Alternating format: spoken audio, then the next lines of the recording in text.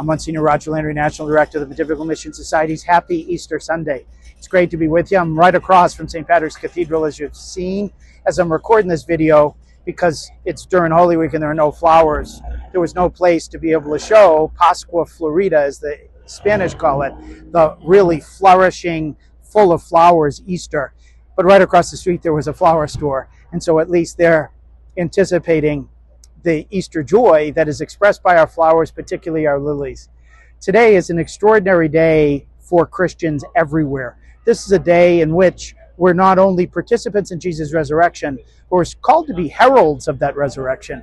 We mark the time that Mary Magdalene ran to the tomb, and then she discovered nothing, and she ran to the apostles, those who are going to bring the message of the resurrection to the entire world, to be the apostle to the apostles, to be the first one to share with them the good news.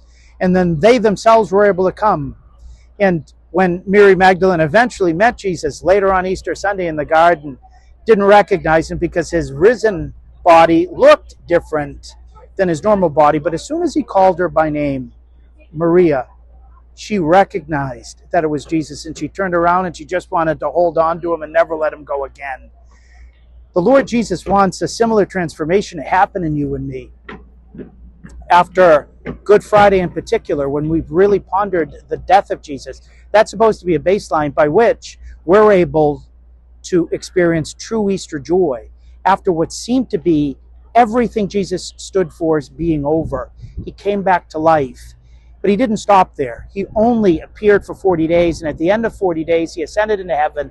He took the training wheels off of us so that we would continue his mission and announce that he hasn't just risen from the dead, but that he's very much alive, walking with us always. The good news that missionaries share all across the globe is that Jesus hasn't just lived, died, and rose, but that Jesus is with us always until the end of time. He's particularly with us in the Eucharist, but he's with us in the church, he's with us in his word, he's with us in the disguise of other human beings, however distressing on occasion. That's what we mark on Easter Sunday, and that's what we begin to share. Most of us are going to have parties after we attend Mass. Those parties are a particular way in which we're not just going to watch sporting events. We're not just going to eat well and pig out on chocolate. It's a time for us, ultimately, having been fed by faith, to be able to share the joy that comes by faith. Just like Mary Magdalene, just like the apostle, Jesus is counting on us to spread news that he has risen from the dead. What are we waiting for?